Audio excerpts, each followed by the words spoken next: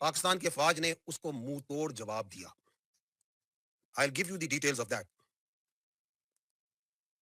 اب تک جو یہ آپریشن غضب للحق چل رہا ہے، اب تک اس میں 274 طالبان رجیم کے اہلکار اور خوارج جہنم واصل کیے جا چکے ہیں. 400 سے زائد زخمی ہیں. افغان طالبان رجیم کی 73 پوسٹیں مکمل تباہ کی جا چکی ہیں. 73 post along the Pak Afghan border have been totally destroyed. Other than that, 18 posts are in our possession. They have been captured. Other than that, اب تک ایک محتاط اور یہ کنزرویٹو ہم ایسٹیمیٹس آپ کو دے رہے ہیں. As per conservative estimates 115 tanks, بختر بند گاڑیاں اور artillery pieces Afghan Taliban regime کی فورسز کی تباہ کی جا چکی ہیں. ادر دین دیٹ،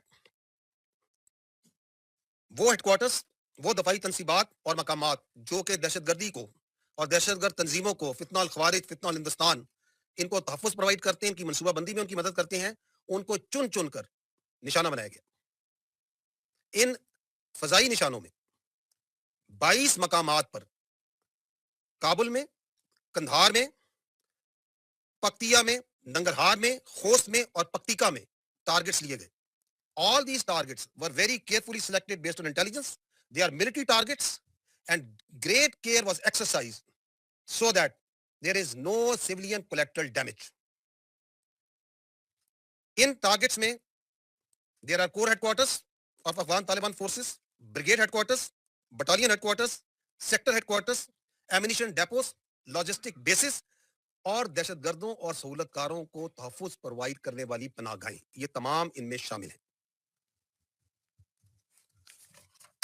ان حملوں کے دوران جو یہ حملے کیے گئے، جن کی تفصیلات ابھی میں نے آپ کو آگاہ کی ہیں، کئی مقامات پر جو بزدل افغان طالبان رجیم کی فورسز ہیں اور جو خوارج ان کے ساتھ تھے، وہ نہ صرف بھاگے بلکہ انہوں نے اپنی ساتھیوں کی جو ڈیڈ باڈیز ہیں وہ بھی چھوڑ کر فرار ہوئے، جو کہ جنیوا پروٹوکالز کے مطابق جن کو احتراماً محفوظ کیا گیا.